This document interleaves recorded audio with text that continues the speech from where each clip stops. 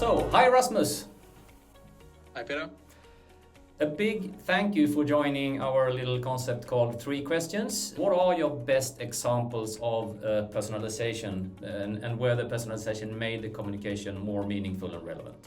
I think one of the examples that really caught my attention was when I was talking to Fredrik Salcedo from Discovery Network's HBO, because they have a lot of subscribers that sign up for the services because they want to watch football. So they're watching, for instance, Allsvenskan. That once the season is over, they'll be in danger of losing a lot of these subscribers. So there's really a moment of truth in the customer journey there, where they need to have people transition away from football into watching something else. And so they were able to do a personalized video where they said, oh, wow, welcome here, Peter, thank you for watching Allsvenskan. Now we're ready for the winter break. What could your favorite team look like?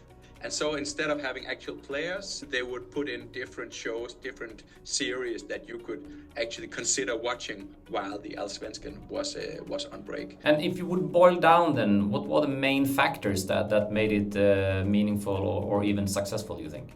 The central part of personalization is how you make the insights meet together with the content. They realized this is a very important moment, really a moment that matters in the customer journey. And they also know who I am, not only from a first name perspective, but also from a segment perspective. So they know which series or which content that I would most likely be interested in consuming. So what's your best advice to companies that are sort of more in the starting blocks in these times of extreme technology shift and shift in consumer behavior? So make sure that you, first of all, that you have your core business in place, that works, and also that you have created some kind of traffic or volumes. Make sure that you have the data needed for this, that you can catch the data, that data is somewhat in order. And I think the most important part there is really to think about the customer journey and how you want that to look. So distill and make sure that you find those very critical parts of the customer journey, really the most important moments of truth. Start with the customer, work your way backwards. Mm-hmm. From my perspective, I think personalization doesn't necessarily have to be like product recommendations and knowing what content to show. It could also start with just, timing, frequency, and channel.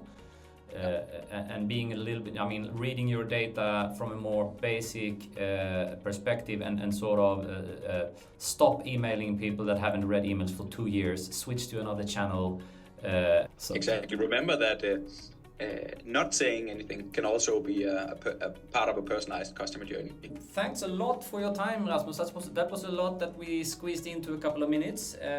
So last question, who should we interview next? Yeah, that's a good question. So one of the conversations that I really enjoyed was that with one of Marianne Stjernvall, who just happens to be Swedish as well. So she's sort of, she comes out of the whole CRO, conversion rate optimization tradition, but has a really good understanding of also personalization and where those two sort of disciplines intersect and what they can learn from each other. Mm. So I think it would be a nice next best bet for you, Peter.